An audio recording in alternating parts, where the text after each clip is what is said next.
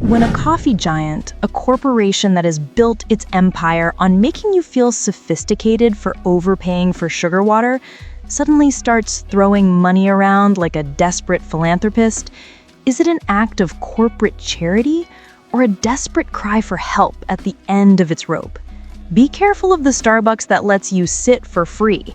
It might just be the most expensive free thing you'll ever get. All right, everyone, let's talk about a piece of pure, unadulterated capitalist magical realism.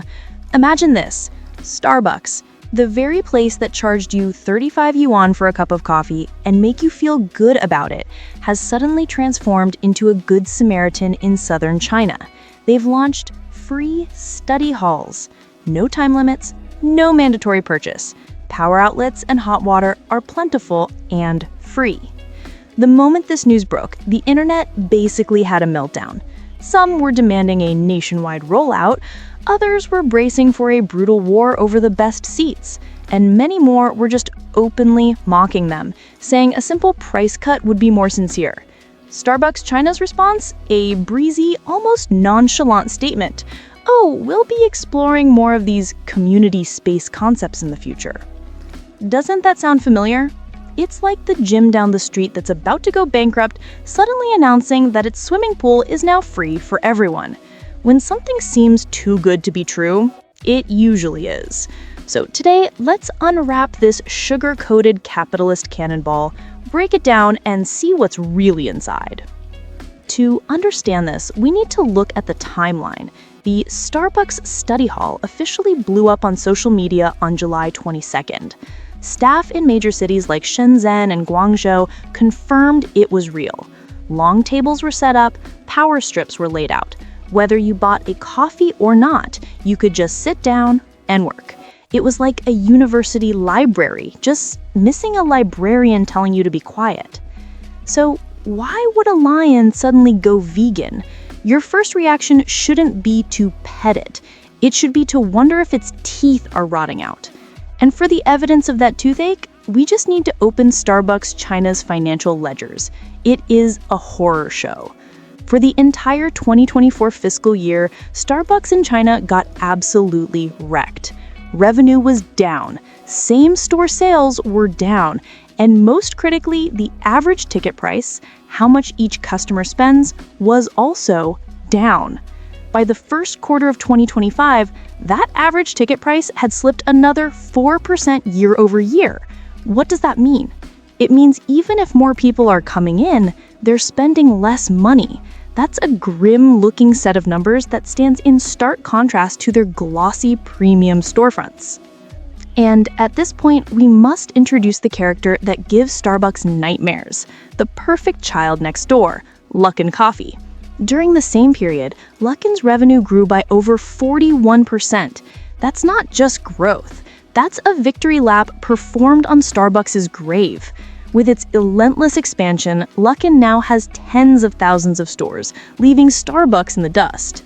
Its strategy of extreme value, endless coupons for 9.9 or 8.8 yuan coffee, and hyper-localized hit products like the now legendary coconut latte has dragged coffee from an aspirational luxury down to a daily necessity.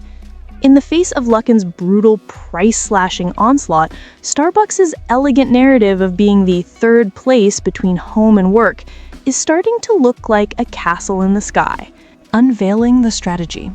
So yes, Starbucks is panicking, and their self-rescue mission has been a series of desperate reactive moves. Move number 1, price cuts. Just last month, they slashed prices across dozens of their most popular items. A large iced tea latte that was 35 yuan is now officially 30.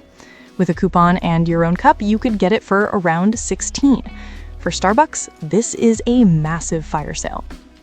Move number 2, and this one that bombshell. Looking for a bailout. Just days before the free study hall went viral, multiple media outlets reported that Starbucks was considering selling a majority stake in its China business. The rumored deal structure was a work of art. Starbucks would keep 30% while selling off 70% to multiple buyers, with no single buyer holding more than 30%. What does that sound like? It sounds like a divorcing couple where one partner says, "I can't bear to lose the kids," while simultaneously looking for a new partner to help pay child support. And the most surreal plot twist? The name at the top of the rumored bidders list was Centurium Capital, the largest shareholder of, you guessed it, Luckin Coffee. The battle for coffee supremacy was about to become a civil war fought with buyout offers. So now let's put the timeline together. June, price cuts to stop the bleeding. Early July, rumors of selling a stake to survive. Mid-July, the grand launch of the free study hall. This is the third and most creative move in their self-rescue playbook, rebuilding a traffic funnel. The logic is simple. If making money directly from expensive coffee is getting harder, and if our third place appeal is fading, then let's just tear down the paywall entirely. You think we're too expensive? Fine, come in for free. We'll give you outlets, water, and a comfortable seat. We will pull the foot traffic back in. And once you're in, once you've been sitting there for a while, someone is bound to get thirsty. Someone will feel a little guilty for not ordering something. Someone will be seduced by the smell of coffee. This is a classic internet company strategy. Burn cash to acquire users, then figure out how to monetize them later. To use a less elegant but more accurate metaphor, Starbucks is turning its sophisticated living room into a public thoroughfare for internet traffic. Doesn't matter if you pay, just come inside and make the place look busy.